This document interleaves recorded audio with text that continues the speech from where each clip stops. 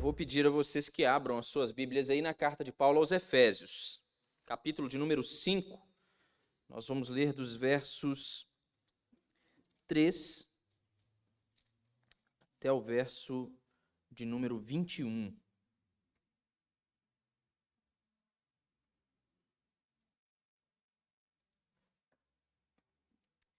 Efésios 5, verso de número 3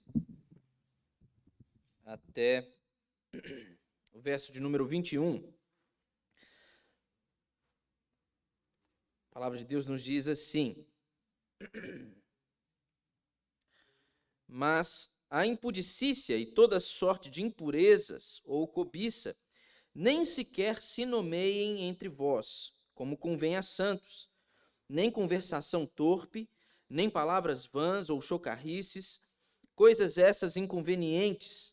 Antes, pelo contrário, ações de graças. Sabei, pois, isto: nenhum incontinente ou impuro ou avarento que é idólatra tem herança no reino de Cristo e de Deus. Ninguém vos engane com palavras vãs, porque por essas coisas vem a ira de Deus sobre os filhos da desobediência. Portanto, não sejais participantes com eles, pois outrora erais trevas, porém agora sois luz no Senhor. Andai como filhos da luz, porque o fruto da luz consiste em toda bondade e justiça e verdade, provando sempre o que é agradável ao Senhor. E não sejais cúmplices nas obras infrutíferas das trevas, antes, porém, reprovai-as, porque o que eles fazem em oculto, o só referir é vergonha, mas todas as coisas, quando reprovadas pela luz, se tornam manifestas, porque tudo o que se manifesta é luz. Pelo que diz: desperta, ó tu que dormes, levanta-te de entre os mortos, e Cristo te iluminará.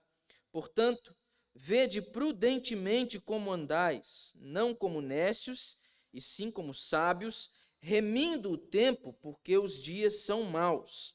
Por esta razão, não vos torneis insensatos, mas procurai compreender qual a vontade do Senhor, e não vos embriagueis com vinho, no qual há dissolução, mas enchei-vos do Espírito, falando entre vós com salmos, entoando e louvando de coração ao Senhor com hinos e cânticos espirituais, dando sempre graças por tudo a nosso Deus e Pai, em nome de nosso Senhor Jesus Cristo, sujeitando-vos uns aos outros no temor de Cristo.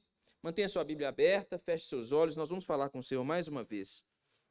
Senhor, nós lemos a Tua palavra, nós assim cremos que a Bíblia, embora seja um livro escrito de fato por mãos de homens, ó Deus, ela é também um livro divino, pois estes homens a escreveram inspirados, ó Deus, pelo Senhor. Portanto, nós, ao lermos esta palavra, cremos, ó Deus, definitivamente que nós estamos diante da palavra do Senhor, inerrante, infalível, totalmente suficiente, ó Deus, para a nossa instrução e também para a nossa salvação e crescimento, desenvolvimento da fé. Nós lemos aqui este texto da carta de Paulo aos Efésios.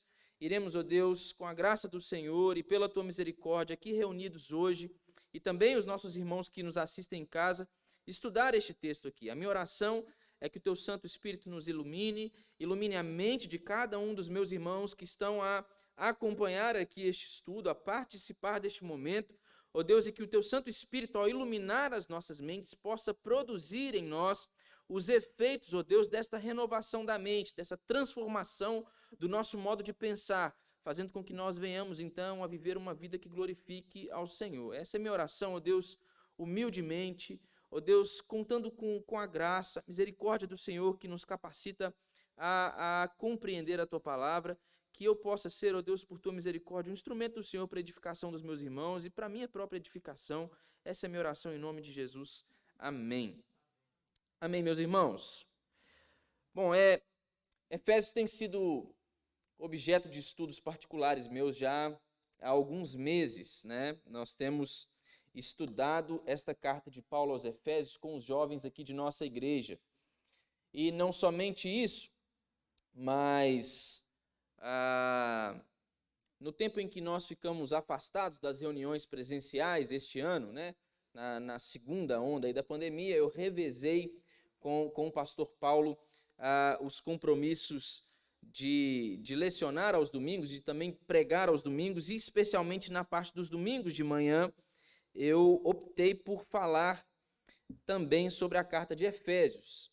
É algo que está sempre fresco na cabeça, que eu estou sempre ali matutando, pensando a respeito, porque é o objeto do meu estudo particular, junto com os jovens. Então, isso acaba vindo à tona também nas oportunidades que eu tenho de falar para os irmãos, para toda a igreja. É o caso hoje também. Então, cada oportunidadezinha que a gente pode beliscar, eu falo assim, eu vou para Efésios, vamos voltar lá para Efésios, Efésios tem coisa boa para a gente poder aprender. Para a gente entender um pouco a dinâmica aqui do nosso estudo hoje, eu li toda a perícope aí, desta parte do capítulo de número 5, do verso 3 até o verso 21, mas hoje nós iremos estudar especificamente a primeira parte dessa divisão aí, meus irmãos, que é até o verso de número 14. Então, nós vamos estudar estes primeiros versos, e quando é que a gente vai ver o restante? Domingo de manhã, se o senhor quiser. Domingo de manhã eu vou estar a ensinar e a lecionar para a igreja também. A minha intenção é, então, vir com a segunda parte desse estudo. Então, você que está aqui hoje, você vai acompanhar essa primeira parte. Você que está assistindo de casa vai fazer o mesmo. Você que vai chegar aqui no domingo de manhã, aquele que não assistir quarta-feira pode ficar um pouco perdido, mas a gente dá um panorama geral para entender. Pois bem, meus irmãos, para nós não perdermos mais tempo, Efésios é uma carta do apóstolo Paulo, uma carta tida como sendo uma carta circular, uma carta, eu já disse isso aos irmãos, que passou por várias igrejas, mas que possivelmente ganhou o nome de carta aos Efésios por ser a igreja de Éfeso, uma igreja muito conhecida naquela região por onde circulou esta carta do apóstolo Paulo. E por ser também Éfeso uma cidade de considerável fama ali naquele tempo. Então essa carta ela circulou por várias igrejas, mas ela direciona-se aqui para nós especificamente dentro de um contexto onde ela está a falar com leitores judeus e leitores gentios. Judeus que se converteram ao evangelho, que agora fazem parte da igreja, e os gentios que outrora estavam afastados da aliança e agora eles fazem também parte da igreja por terem se convertido ao evangelho.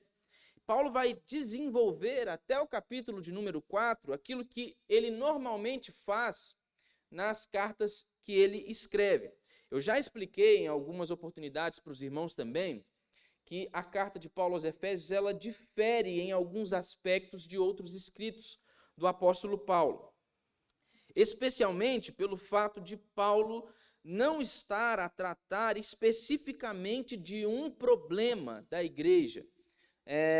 A carta de Paulo aos Efésios é uma exposição do Evangelho, uma gloriosa exposição do Evangelho, e é tida por muitos comentaristas estudiosos como sendo uma espécie de doxologia, um hino de louvor do apóstolo Paulo por aquilo que Deus fez em Cristo Jesus e está a realizar no seu corpo, que é a igreja. Então, Paulo está a desenvolver até o capítulo de número 4 os temas concernentes ao Evangelho. Ele está expondo o Evangelho. Isso ele faz similarmente ao trabalho que ele exerce também ao escrever as suas outras cartas. Paulo sempre vai fazer o quê? Ele vai expor o Evangelho, ele vai falar sobre essa realidade, ele vai trazer à tona esse ensino e depois ele vai começar a tratar especificamente do problema que ele tem para tratar, ou no caso aqui aos Efésios, em uma nova sessão, ele vai trazer as implicações práticas desta compreensão do Evangelho segundo ele ensina. Então, quando nós entramos aqui no capítulo de número 5, nós já estamos nessa segunda sessão da carta de Paulo aos Efésios. É uma sessão onde Paulo ele está a discorrer com seus leitores a respeito das implicações práticas de serem agora salvos, povo de Deus, igreja, corpo de Cristo. Ele vai tratar sobre esses temas. E no capítulo 4, no verso 17, onde ele inicia essa nova sessão, do verso 17 até o verso de número 24, Paulo ele falou em termos gerais do despojar-se do velho homem, ou seja, deixar as vestimentas da velha vida para poder revestir-se do novo homem que é segundo Deus. E na última sessão aqui, antes do capítulo de número 5, do capítulo 4, dos versos 25 até o capítulo 5, no verso 2, Paulo ele falou mais particularmente ali na necessidade de abandonar o sentimento de engano e de animosidade pessoal ali, para poder dar lugar a um sentimento de verdade, amor em palavra ali, pensamento e ação manifestados no meio da comunidade, no meio daqueles crentes. Como eu disse, ele está falando em um contexto para judeus convertidos ao evangelho e gentios convertidos ao evangelho. Povos que outrora se odiavam, eles estavam separados. Judeus que pensavam que eles eram o povo especial de Deus, que eles tinham a prerrogativa de receberem ali uma graça especial de Deus, e os gentios que era o povo que não era o povo da aliança, que para eles era o povo esquecido por Deus. Agora eles fazem parte de uma comunidade só, de um só organismo que é a igreja. Então Paulo está falando que eles devem abandonar o sentimento de engano, a animosidade entre eles, e eles devem dar lugar ao amor, à verdade, e isso deve ser expresso ali em palavra, pensamento e ação. E agora a gente é tirado, a gente sai desta exposição do apóstolo Paulo a respeito dessa necessidade, e essa exposição da doação de Cristo, de si mesmo, na sua própria vida, do seu amor, que ele vai discorrer aqui também dos versos 25 do capítulo 4 até o verso 2 do 5. E a gente entra em uma espécie de contraste. Paulo está a falar, nos versos anteriores, do amor de Deus em Cristo Jesus, e agora ele passa a falar sobre a perversão do amor no adultério. Veja aí o verso de número 3, que é o verso que nós lemos primeiro. Paulo ele conhecia os perigos que ameaçavam ali a vida dos seus leitores, a sociedade daqueles crentes ali, e agora ele fala com eles francamente ao respeito de alguns pecados. Ele começa a falar sobre a perversão do amor no adultério. Ele começa assim: mas a impudicícia e toda sorte de impurezas ou cobiça nem sequer se nomeiem entre vós como convém a santos. A palavra impudicícia aqui, meus irmãos, ela vem do grego que chama porneia. É a palavra que dá origem ao que a gente conhece como pornô, também no português. E ela inclui aqui a ideia de imoralidade. Impudicícia inclui essa ideia de imoralidade e perversão sexual de todo tipo, de qualquer tipo que nós possamos pensar. Ou seja, essa palavra impudicícia, ela envolve tudo aquilo que trabalha contra a união entre um homem e mulher, segundo o Senhor designou, dentro da santidade dos laços matrimoniais. Paulo está a falar sobre o perigo do pecado, do adultério, da perversão do amor que deve manifestar-se na relação sexual entre homem e mulher dentro do casamento, dentro do matrimônio. Isso aqui nós podemos considerar, pode-se considerar essa imoralidade aqui, essa impudicícia, esse ato pecaminoso, como sendo, segundo o apóstolo aí, impureza ou cobiça, no sentido em que ele utiliza aqui a palavra avidez. Ela foi usada também no mesmo sentido no capítulo 4, no verso 19, que diz assim, os quais, referindo-se aos gentios e o seu antigo modo de vida, os quais, tendo se tornado insensíveis, se entregaram à dissolução para, com avidez, cometerem toda sorte de impurezas. Então, a palavra cobiça aqui, ela é a mesma palavra traduzida por avidez, pleonexia.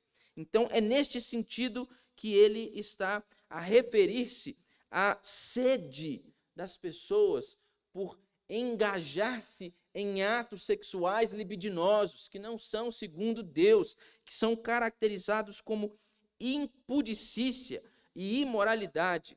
Imoralidade aqui, ela é impudicícia ou impureza. Por quê? Porque a pureza, ela contrasta com a impureza no sentido de que ela significa o controle e a direção dos poderes e dos impulsos sexuais de acordo com a lei de Deus, de acordo com a vontade e o propósito de Deus. Essa avidez tratada aqui pelo apóstolo Paulo, ela é uma avidez insensível, por quê? Porque ela se escora na satisfação do seu próprio desejo sem considerar o outro. É por isso que ele trata esta avidez como sendo insensível. Ele refere-se a ela como sendo a falta de preocupação com o outro, como sendo a vontade de saciar ali a sua sede de satisfação no outro, sem levá-lo em conta, sem considerar a sua própria vida. E aí Paulo ele vai continuar, ele vai dizer assim, que sobre estes pecados, sobre o abuso dos poderes dados por Deus, sobre essa perversão do amor, nem sequer isso deveria ser nomeado entre eles. Isso nem sequer deveria fazer parte da conversa deles. Isso me faz lembrar aqui do Antigo Testamento, onde nós vemos a proibição de se mencionar até mesmo os nomes dos deuses pagãos e de se falar a respeito do culto deles. Abra sua Bíblia aí, no texto de Deuteronômio, capítulo 12, verso 30. Deuteronômio 12, 30. A palavra de Deus diz assim: guarda-te, não te enlace com imitá-las, após terem sido destruídas diante de ti, e que não indagues acerca dos seus deuses, dizendo: assim como serviam essas nações aos seus deuses, do mesmo modo também farei eu. Lá no Salmo 16, verso 4, diz assim, muitas serão as penas dos que trocam o Senhor por outros deuses. Não oferecerei as suas libações de sangue, e os meus lábios não pronunciarão o seu nome. Então isso aqui nos faz lembrar o Antigo Testamento. Deus proibiu o seu povo de sequer mencionar os deuses pagãos ou de falar a respeito do culto a eles. E aqui ele está fazendo a mesma coisa. Quando vocês pensarem sobre estes pecados, esta imoralidade, essas coisas nem sequer devem ser nomeadas no meio de vocês. Vocês nem mesmo devem conversar sobre isso. Isso não deve participar dos assuntos que estão ali presentes comumente nas conversas de vocês. Por quê? Porque falar sobre isso é incongruente, é contrastante com a realidade daqueles que foram chamados para ser santos. É por isso que ele encerra o verso dizendo que vocês não devem nem sequer nomear isso entre vós, como convém a quem? Aos santos. Vocês são santos agora. Vocês não conversam sobre essas coisas. Vocês nem sequer, vocês não devem fazer essas coisas e nem mesmo mencioná-las, falar a respeito delas. Então, isto aqui é para que nós percebamos o quão grave é este pecado de imoralidade ante a vista do Senhor. Que a recomendação, a ordem expressa aqui pelo apóstolo Paulo é de que sobre essas coisas a gente não deve nem mesmo conversar no nosso meio. Por quê? Nós vamos seguir aqui, vejam o verso de número 4. Ele vai continuar dizendo assim: nem conversação torpe, ou seja, esses pecados, essa impudicícia, impureza, cobiça, imoralidade não deve ser nomeada em vocês, nem conversação torpe, nem palavras vãs ou chocarrices, coisas essas antes, pelo contrário, ação de graças.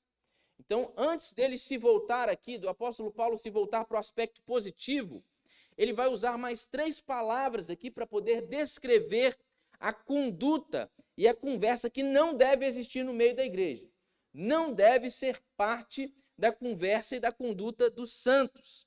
A primeira palavra que ele vai usar aqui é referindo-se à conversação torpe. A ideia aqui é a mesma ideia do capítulo 3, do verso 5 de Colossenses. Ele está falando sobre a linguagem obscena.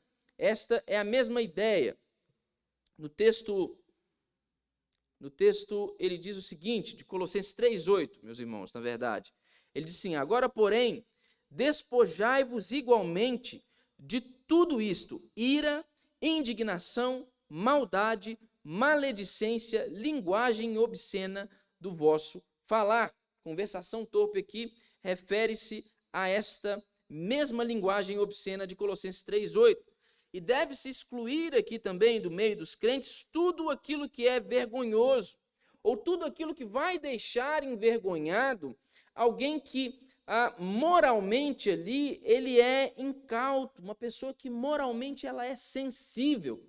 É por isso que nós devemos tomar cuidado para não falarmos com linguagem obscenas. Então ele continua e ele proíbe as palavras vãs. O que é palavra vãs? É qualquer tipo de conversa sem utilidade alguma, conversa sem sentido, conversa não intencional, que não cumpre propósito algum. Até mesmo com isso nós devemos nos preocupar. E ele vai continuar aqui e vai referir-se às chocarrices. Ele vai proibir também as chocarrices. A palavra grega para chocarrices é eutrapélia. E naquele tempo não necessariamente, ainda hoje, né? No grego clássico, a tradução dessa palavra não necessariamente tem um sentido pejorativo ou um sentido ruim. Chocarrices para ele naquele tempo podia significar a versatilidade ou uma resposta rápida, engraçada de alguém que pensa rápido para poder responder. Mas o contexto aqui deste verso de número 4 e deste texto que nós lemos, ele vai indicar o teor do uso dele da palavra chocarrices. Ele vai dizer o quê? Coisas estas inconvenientes para o cristão.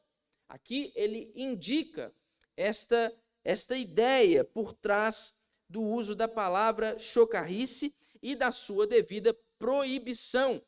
Aqui a gente tem um jogo de palavras do apóstolo Paulo, onde ele insiste na substituição das chocarrices pelas ações de graças, no final do verso 4. E o jogo de palavra ele é o seguinte: você tem eutrapélia do grego e você tem eucaristia do grego, que é a palavra para referir-se à ação de graças. Robinson, um dos comentaristas bíblicos deste texto de Efésios, ele diz aqui que a eutrapélia, a chocarrice, é a graça daquilo que é sarcástico e ela deve ser substituída pela eucaristia, que é a verdadeira graça do agradecimento. Esta é a ideia aqui. Calvino e alguns outros estudiosos, eles entenderam eucaristia como sendo um falar gracioso. No texto do capítulo 4, do verso 29, nós vamos ver Paulo aí falando da substituição do falar corrupto pela conversa que dá graças. Ele vai dizer assim no verso 29 do capítulo 4: não saia da vossa boca nenhuma palavra torpe, e sim unicamente a que for boa para a edificação, conforme a necessidade, e assim transmita graça aos que ouvem. É exatamente a mesma ideia que está por trás desta fala do apóstolo Paulo. Paulo aqui, ele está falando sobre a necessidade de se substituir as chocarrices, aquela graça do que é sarcástico, as conversas sem utilidade, a linguagem obscena, por um falar gracioso, por um falar que é fruto da gratidão do coração daqueles que compreenderam a realidade do Evangelho. Mas o que Paulo não está a fazer aqui, neste verso número 4, é proibir, meus irmãos, irrestritamente conversas sobre sexo ou excluindo o humor das conversas. Não é isso que o apóstolo Paulo está falando. Paulo ele está exortando eles aqui para que a conversa deles não seja uma conversa desrespeitosa. Você pode tratar com humor diversas situações. O humor é muito útil e ele pode ser uma bênção para a nossa vida.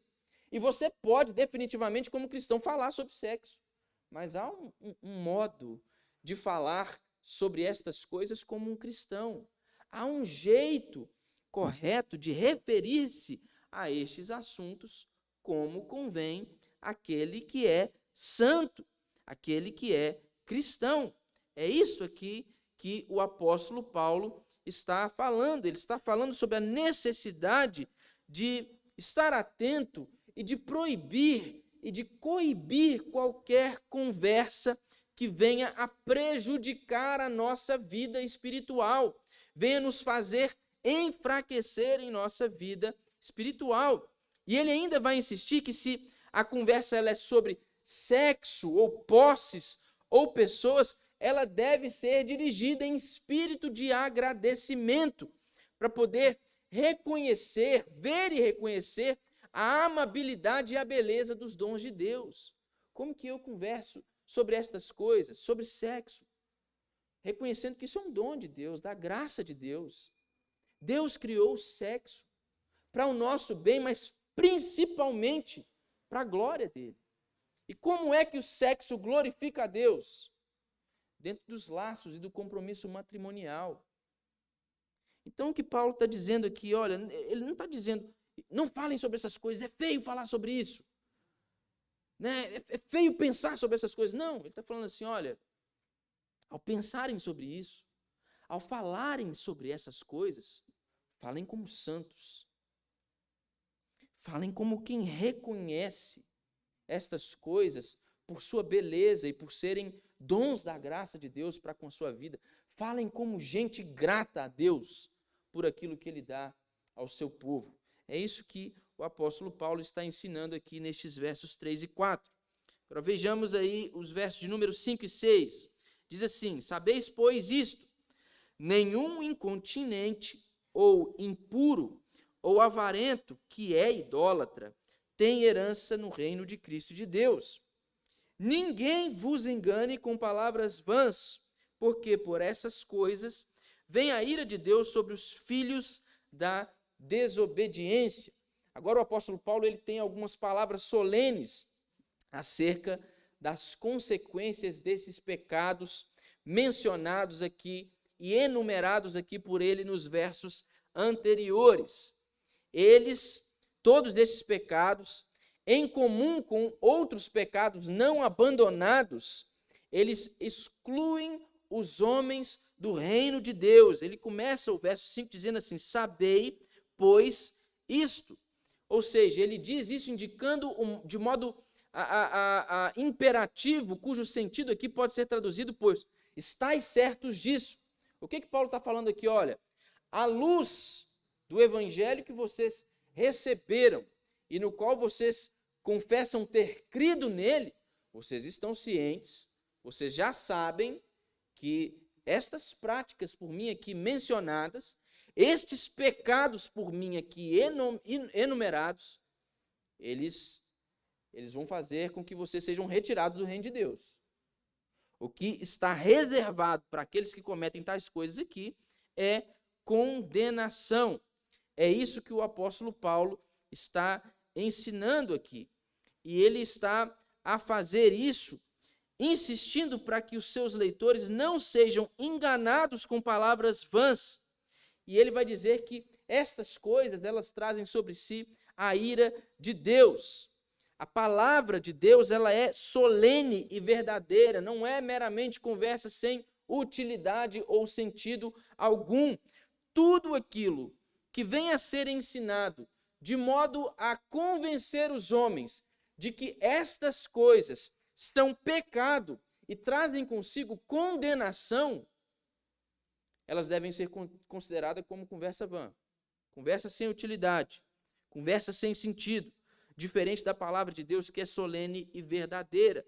E a palavra é: nenhum incontinente ou impuro ou avarento que é idólatra tem herança no reino de Deus. Ou seja, É somente com o abandono do pecado, em verdadeiro arrependimento e fé, que nós podemos ver o caminho da graça de Deus sendo aberto para que nós venhamos a trilhá-lo em direção ao reino de Deus, a receber a herança do reino de Deus. Do outro modo, se as nossas práticas são práticas similares a estas tratadas pelo apóstolo Paulo, o que vem sobre nós é a ira de Deus, uma vez que nós agimos como e permanecemos como filhos da desobediência, ao invés de herdeiros do reino de Deus pela sua graça.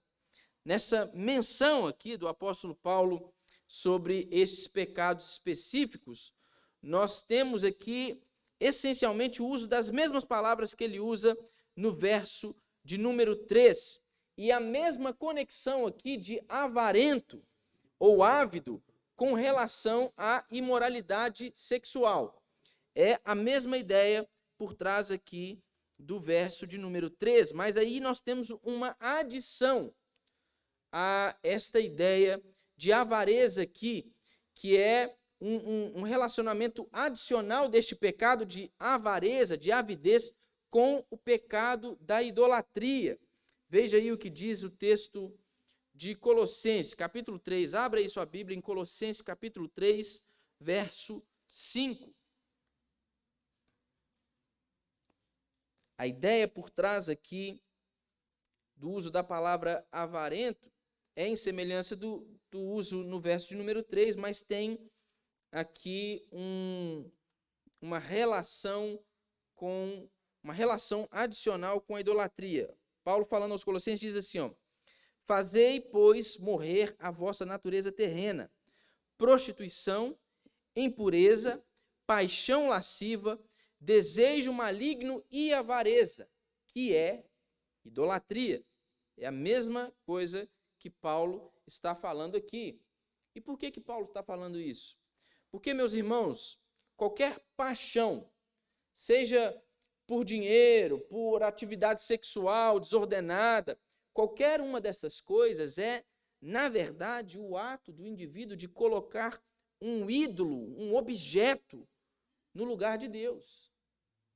Por isso que o apóstolo Paulo ele vai relacionar o avarento com o idólatra, o pecado da avareza com o pecado da idolatria.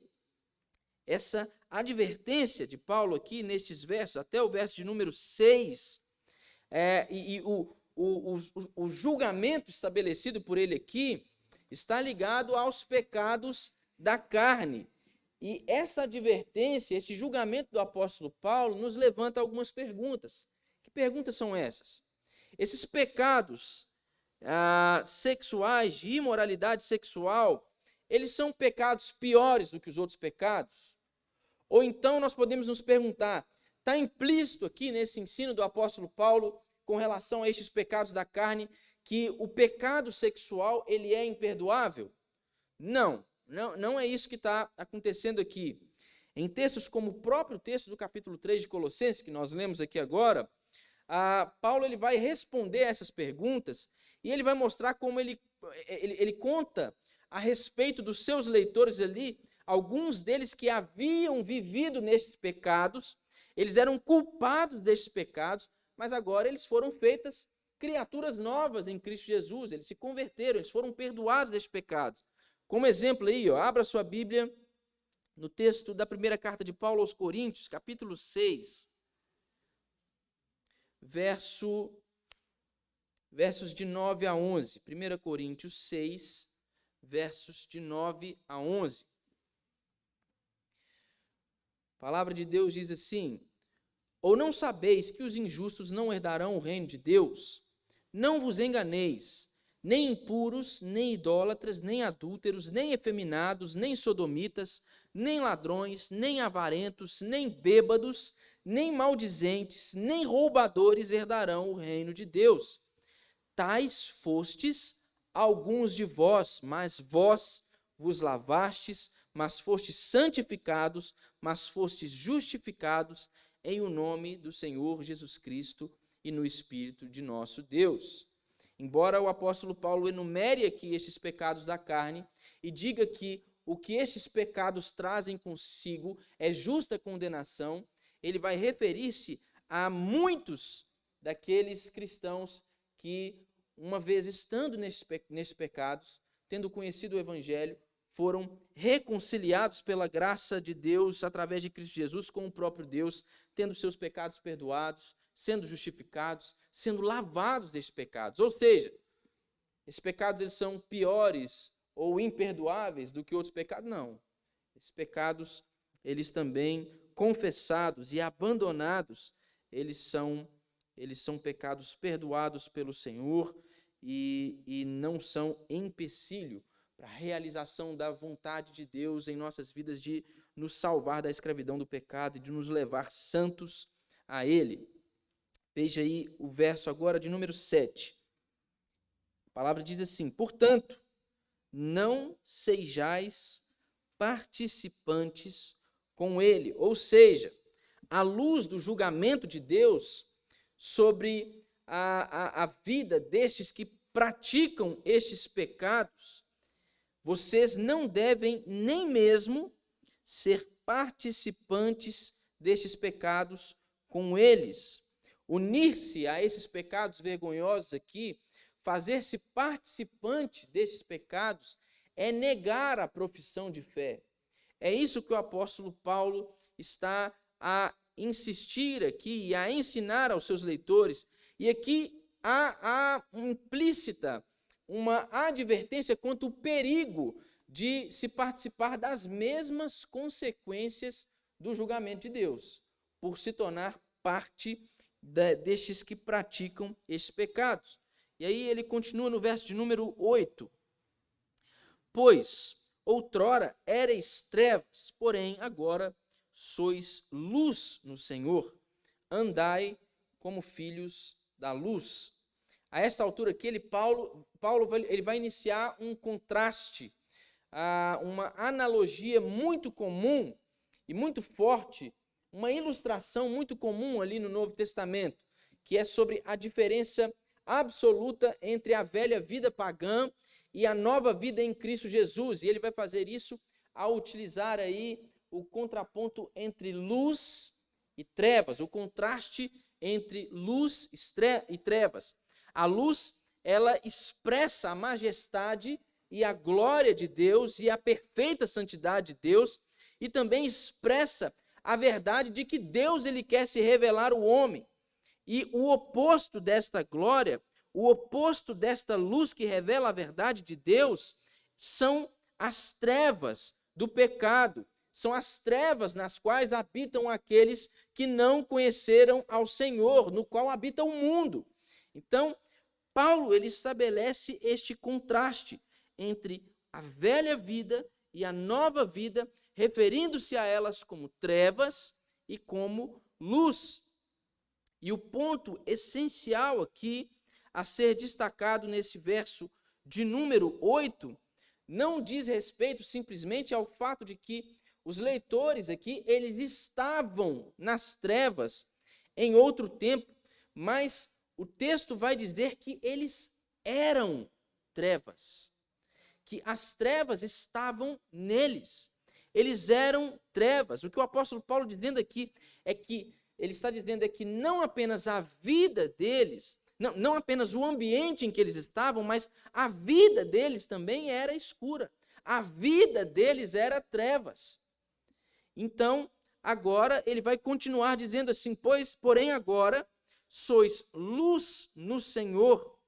Ou seja, com efeito, se vocês estão em Cristo Jesus, se estão no Senhor, agora vocês estão na luz de Cristo e a luz dele está em vocês. Assim como não só o ambiente daqueles que estão escravos do pecado ainda, não somente o ambiente deles é de trevas, como a vida deles é de trevas, quando nós somos transportados para o reino de Deus, não somente o ambiente em que nós estamos agora, ele é cercado pela luz do Senhor, como também nós recebemos esta luz, nós nos tornamos luz no Senhor. É isso que que o apóstolo Paulo está a dizer aqui.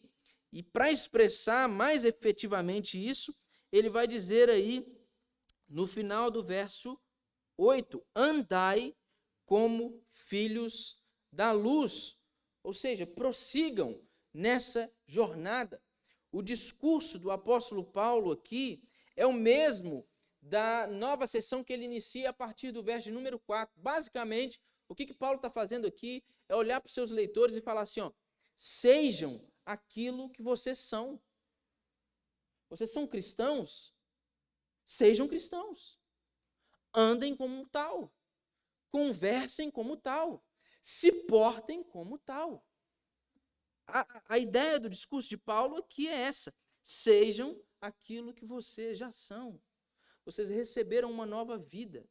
Vocês têm o poder, o poder do Espírito Santo de Deus atuando na vida de vocês a transformar até mesmo a sua natureza. Agora se vistam dessa realidade.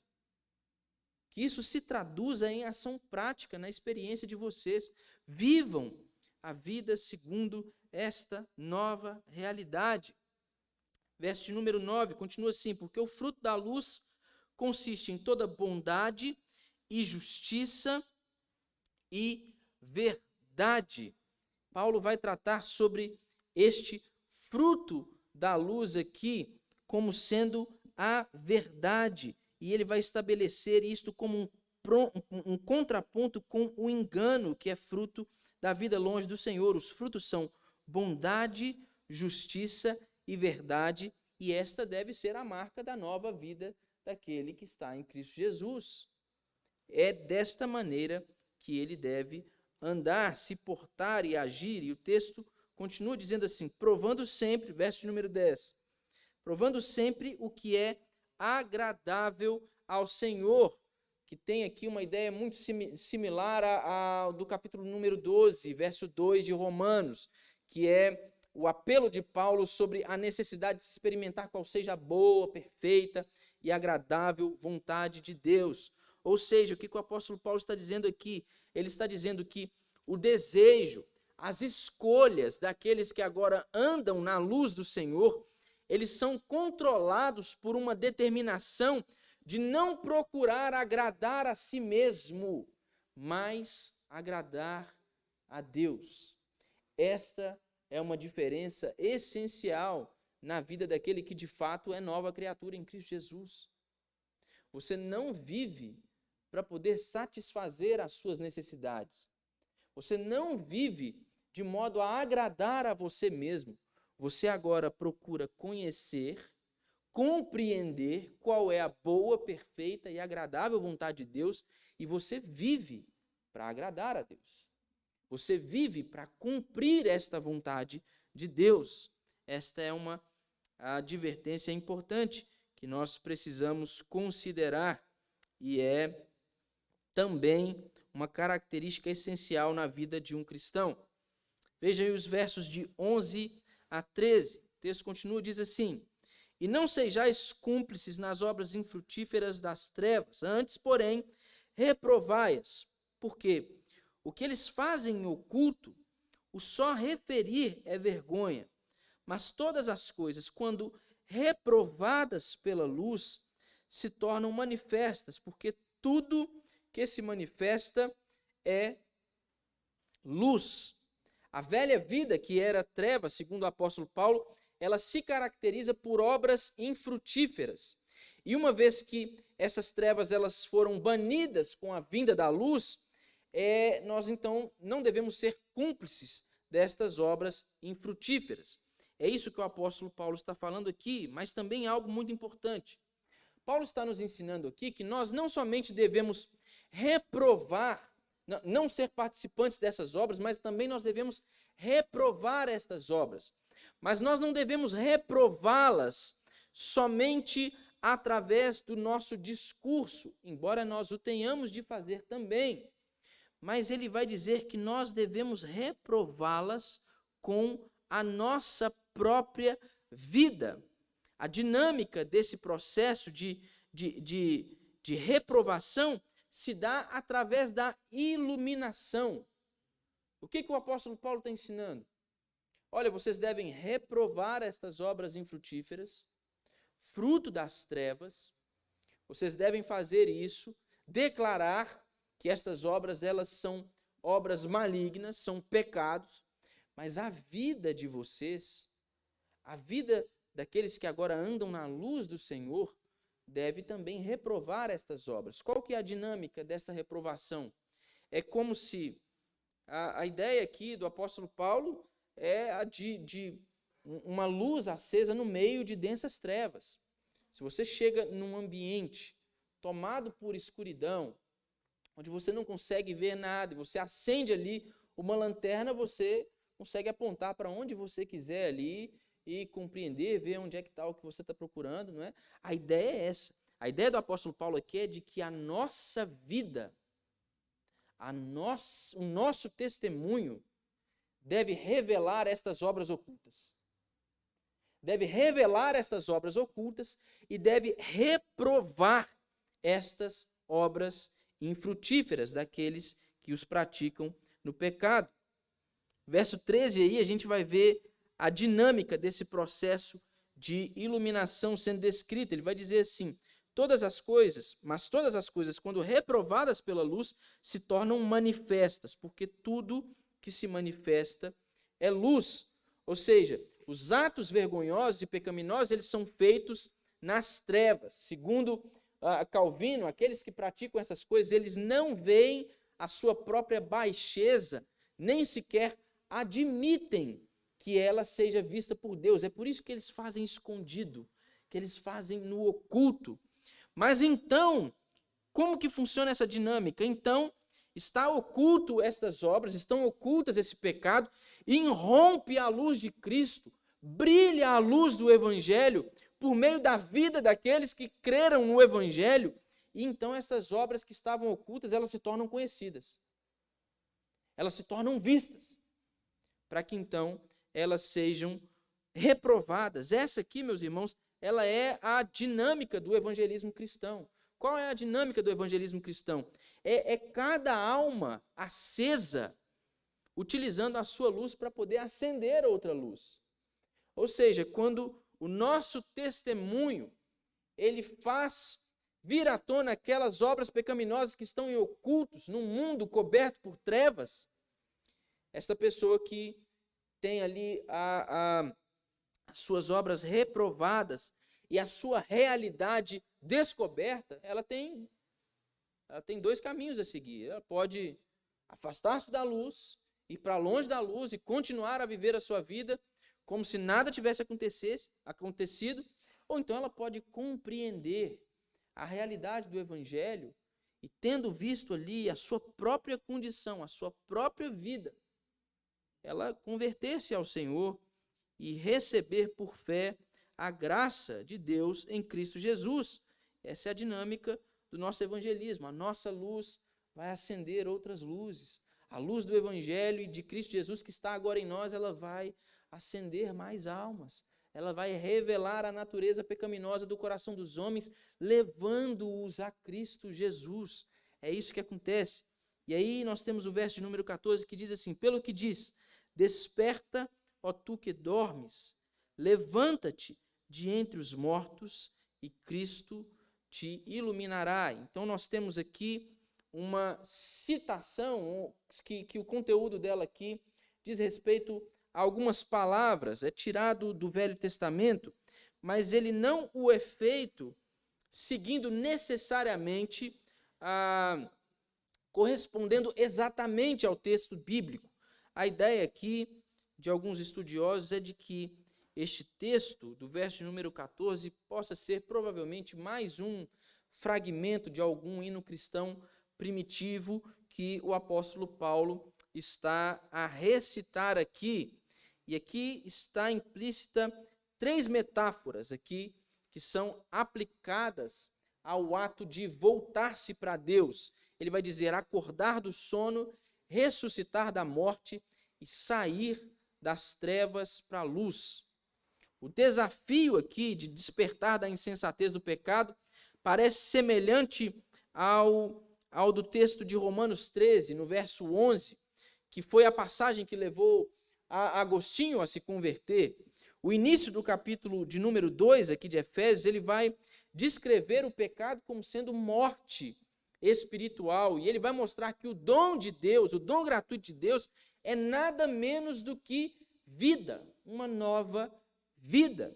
E essa nova vida, ela nasce do irromper da luz de Cristo, da luz do Evangelho, daqueles que antes estavam nas trevas, fazendo com que eles agora sejam marcados não mais por escuridão, não mais por trevas, mas sim pela luz de Cristo, que acende a sua alma e que ilumina o mundo. O que esta passagem aqui, meus irmãos, pode nos ensinar? Primeiro, eu mencionei aqui a similaridade deste texto com a linguagem de Romanos, no capítulo 13, no verso 11, e mencionei aqui o fato desse texto ser o texto que levou Agostinho a se converter. O que a gente sabe sobre Agostinho é que ele era um homem criado em um lar cristão, estudioso, erudito, mas que ele vivia, ele narra estas obras na sua obra Confissões, ele vivia uma vida vergonhosa de imoralidade sexual sem precedentes. Ele era um perverso sexual. E ele narra a sua conversão dizendo que ele estava a pensar sobre sua condição, sobre a vida, e ele assenta-se abaixo de uma árvore e tomado de tristeza, e ele ouve como que vozes de crianças que diziam, ele tinha consigo o texto bíblico, ele ouve como que vozes de crianças dizendo assim, pega e lê, pega e lê. Ele disse que ouviu isso, então ele pega o texto e ele abre o texto em Romanos 13, no verso 11. O texto diz assim, digo isto a vós outros que conheceis o tempo, já é hora de vos despertardes do sono, porque a nossa salvação está agora mais perto do que quando no princípio cremos. E este texto ele vai se desenvolver, se nós formos lá no capítulo 13, nestes versos, ele vai falar sobre as práticas características daqueles que estavam a viver neste sono, que precisavam ser despertos. E ela vai falar especialmente sobre pecados de natureza sexual, de imoralidade sexual. E este texto abriu os olhos de Agostinho para a realidade do Evangelho. Então, o que este texto ensina para nós aqui, meus irmãos? Primeiro, nós precisamos assumir a nossa verdadeira condição enquanto cristãos, enquanto filhos de Deus, enquanto povo de Deus, membros da igreja, da comunidade e da nova sociedade de Deus. Nós fazemos isso não nos associando com os pecados aqui mencionados pelo apóstolo Paulo e, obviamente, não os praticando. Porque aqueles que o fazem, eles permanecem como filhos da obediência e trazem sobre si condenação. Estas obras são características daqueles que andavam nas trevas e não daqueles que andam na luz. Na oportunidade em que eu falei com os jovens sobre essa lição, eu estou finalizando, meus irmãos, eu lembro de ter passado para eles um vídeo, não sei quantos de vocês viram, da propaganda do Burger King, né, uma rede de hamburguerias, de fast food, que causou um enorme alvoroço aí nas redes sociais. Era uma propaganda em que basicamente a ideia por trás dela era uma ideia de normalização dessas questões de identidade, ideologia de gênero, onde eles traziam um discurso pró esta variedade de gêneros aí que é ensinada no mundo, na boca de crianças. As crianças dizendo o quanto eles encaravam isso com normalidade, o quanto eles conheciam pessoas e vinham de um contexto de famílias que eram compostas por essas pessoas, né? E aí a propaganda, eu lembro que ela terminava assim, que se até eles entendem, não é difícil de entender. E isso causou muita polêmica, especialmente no meio dos cristãos, né? Então, começou a se levantar na internet um movimento pedindo o quê? Pedindo o boicote dessa rede de hamburgueria. Falando assim, olha, não vamos comer esse negócio mais, vamos dar prejuízo financeiro para esse pessoal, isso é um absurdo, e começou uma campanha, e um monte de gente aderindo, e os crentes falando, nunca mais eu piso no Burger King, e eu vi aquilo, e a gente fica pensando assim, poxa, primeiro, se eu fosse boicotar tudo que traz ali por trás dele valores que não são compatíveis com o meu valor enquanto cristão, eu tinha que plantar aquilo que eu vou comer, produzir o meu próprio alimento e viver daquilo. E ainda assim, eu provavelmente ia estar consumindo alguma coisa de alguém que não carrega valores semelhantes aos meus. Isso para mim é fruto de um pensamento dualista, uma ideia muito equivocada. Mas eu não vou entrar nessa questão do dualismo, mas uma ideia muito equivocada a respeito do que a Bíblia tem para nos dizer sobre a vida de um modo geral e a natureza da nossa fé. E eu fiquei pensando no quão inútil é isso, né? Eu lembro que dando a aula, o Éder, lá, um dos nossos jovens, ele até mencionou assim, falou assim, isso é tão ridículo, né, Lucas? Porque, na verdade, todo esse movimento de boicote, ele só dá mais promoção para a marca. Porque vai ter mais gente curiosa, né? Às vezes gente que nem sabe o que aconteceu, vai ficar curiosa, vai procurar saber o que vai acontecer, vai lá no restaurante, vai comer. A galera que milita a favor dessas questões, vai lá, vai comer e vai fazer... Então, o que eles querem com essas propagandas? Movimentar dinheiro, gente. É isso, eles querem movimentar grana. É atrás disso que eles estão. E eles conseguem fazer isso quando eles têm a promoção da propaganda que eles estão veiculando. Aí o pessoal queria boicotar e eu falei assim, e essa é a solução? Esta é a solução para um problema tão grave como esse que a gente está percebendo no nosso mundo? O apóstolo Paulo está ensinando aqui para a gente que não. Está falando que como que o cristão deve agir em um mundo de trevas?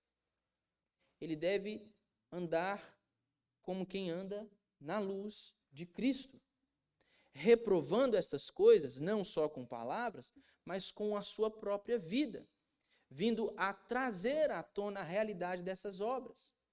Ou seja, como que eu combato estas coisas? Com boicote? Não, meus irmãos, com testemunho e com pregação incessante do Evangelho. O pessoal está indignado em casa com a propaganda, mas quando está no ambiente de trabalho não fala do Evangelho para ninguém. O pessoal está indignado com a propaganda e promovendo boicote ao Burger King, mas quando está no meio dos amigos não tem uma só conversa edificante. Não tem uma só conversa que se pareça com a conversa de um cristão. O pessoal está indignado nas redes sociais, escrevendo textos enormes sobre o que aconteceu, mas dentro do ambiente familiar não vive como quem anda na luz de Cristo Jesus. Não adianta, meus irmãos. O nosso papel enquanto igreja e povo de Deus no mundo é este papel de responsáveis por levar a luz do Evangelho ao mundo, para que aqueles que estão perdidos, eles venham ser alcançados pela graça de Deus. Como que a gente alcança essas pessoas convencidas por essa mentira que é fruto de imoralidade sexual, que é justamente a natureza dos pecados tratados por Paulo aqui? Pregação do Evangelho e testemunho fiel. É isso, meus irmãos. É assim que nós devemos viver. Essa é a vontade de Deus. É isso que nós aprendemos com esse texto. E eu encerro por aqui. Pedir aos irmãos que se coloquem de pé. No domingo pela manhã, querendo o Senhor, nós iremos falar sobre a segunda parte deste texto que nós lemos, do verso 15 em diante. Vamos orar e depois da oração os irmãos estão dispensados para poder retornar para suas casas. Senhor, nós agradecemos o Senhor por este tempo, pela Tua palavra, pelo estudo que nós tivemos, este momento tão importante para nós.